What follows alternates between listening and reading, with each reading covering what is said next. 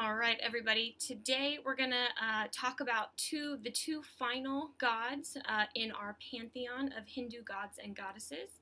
And so the final god in the Hindu Trimurti is a god named Shiva. And Shiva is the god of destruction. He's also the god of fertility and the lord of the dance. So he has a couple different roles that he plays. So remember, we had our god of creation, our god of maintenance, and now Shiva is our third and final god of destruction. That's sort of his main role, is destruction, but he also has these other roles as being the god of fertility, which we'll talk about in a minute, and also the god of dance, or the lord of the dance. So it's important to remember that even though Shiva is the god of destruction, he's not a bad god. That doesn't mean that he's evil or bad or harmful or something like that. In Hinduism, destruction isn't a bad thing because death is really just the precursor to rebirth, right? So destruction is something that has to happen before things are rebuilt, before things are made new. So Shiva is a necessary god. Destruction is necessary. It's part of the circle of life, death, and recreation or rebirth. So he's not bad. He's actually a good god, and he's very popular. Shiva is very widely worshipped throughout India and in many different Hindu traditions. So he's much more popular than Brahma, much more popular than the god of creation, and his role as the god of destruction means that he also plays an important role in history, which is that he is going to be the one to destroy the world when all of the jivas or atmans have returned to Brahman. So remember, Hinduism is a benign view of the world or of the universe. We are all trapped in samsara. We are all going through our multiple lifetimes, life, death, rebirth, but eventually we will all reach our final lifetime. We will all achieve moksha at some point in the future. We may be close to that. We may need hundreds more lifetimes or thousands more lifetimes to get there. But in Hinduism, everyone gets there. Everyone reaches the goal. So this sort of overall view of history is that the world is created.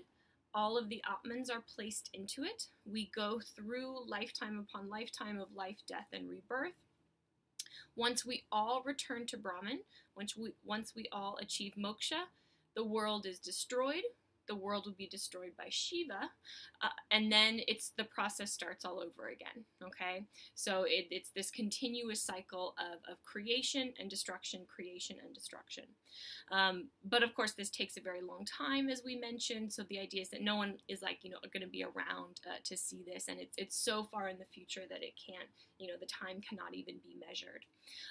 So Shiva is going to be the one to destroy the world when that time comes, and this connects to his role as the god of dance.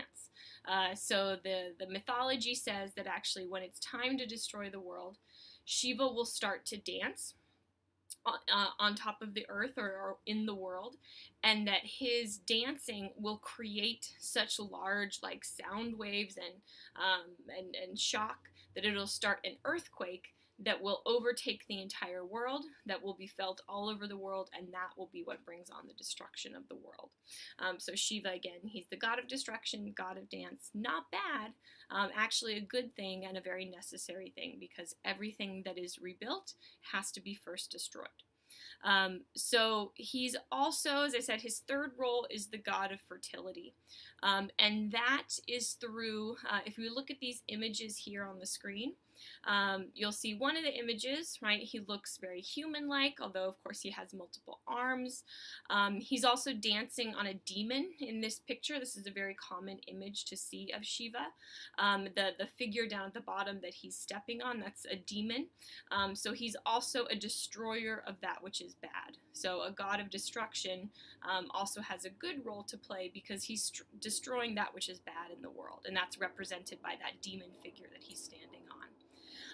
So this is one image of Shiva. This is Shiva. This is what Shiva looks like. But also the other image on your screen, the sort of statue-like object there, is called the linga, Linga, the linga, and this is also Shiva. So in Hinduism, Shiva is represented equally in both of these forms. And if you go to a Hindu temple, oftentimes the altar to Shiva, the area where there are images of Shiva, will have both of these images. There will be a statue of Shiva that looks like the human-like picture, the human-like image of him, and there will be a linga statue as well. And the linga here, this is how Shiva is depicted in his role as the god of fertility. And actually, the linga form of Shiva, very interesting, is the most ancient form of Shiva that we know of. So statues similar to this linga were found in the Indus Valley civilization. So very, very long time ago, sort of predates even what we call modern Hinduism today. So this is the linga, this is Shiva, and this is Shiva as the god of fertility. So if you look at the statue, you may be able to see that it is supposed to represent the combination of female and male sexuality, female and male genitalia. The part at the top sticking out is phallic in nature. It represents the male genitalia, and it might be hard to see in this picture, but the sort of what looks like something could pour out of it. There's a little groove carved out of it.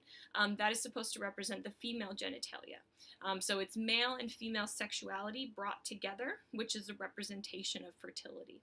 So this is Shiva. This is also Shiva in his role as the god of fertility. So Shiva is a very important deity, right? He's the god of destruction, the third god of our Trimurti, of our Hindu trinity, and he has an important role to play in terms of the destruction of the world when that time comes. Okay, so that's our final god, and now we're going to move on to our very last goddess, which is Kali. Kali is the female consort, companion, wife. We've used different terms of Shiva, but it's important to know actually Shiva has more than one female goddess that he's connected to in Hindu mythology. Also part of being the god of fertility. There are stories of him with multiple different women, multiple different goddesses. But Kali is the one that we're going to look at because she is the goddess of destruction. So she has an area of power that is closely related to Shiva. And Kali is also very popular. She is a widely worshipped goddess throughout India. And again, not just by women, right? These goddesses are not just worshipped by women, they're worshipped by men and women. So the word Kali means the black one. And if you see in this image here, her skin looks kind of like a dark blue. There's some images where her skin looks gray, and there's some images where her skin looks black. So it's meant to be dark. So she has a very dark complexion, dark skin, black hair, as you can see, black eyes. And as you can probably tell from this image, she is a warrior. She is a strong, fierce warrior goddess. She is usually depicted as you see here. She has multiple arms. She has a knife in one hand, more like a sword, I guess, that has blood dripping off of it.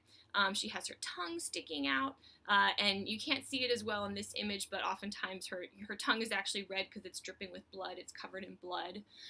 She's holding up the decapitated head of a demon, so similar to the demon figure that we saw Shiva standing on. So she's just decapitated this demon. She's killed this demon. She's holding up its head.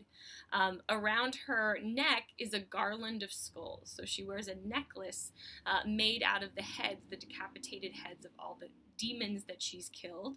And her skirt, if you can see, her skirt is actually made of arms. So her skirt is made of not decapitated, but arms that she's cut off of the demons that she's killed. So she is this fierce warrior goddess, goddess of destruction. But again, she's not bad, right? She's not a bad goddess or an evil goddess.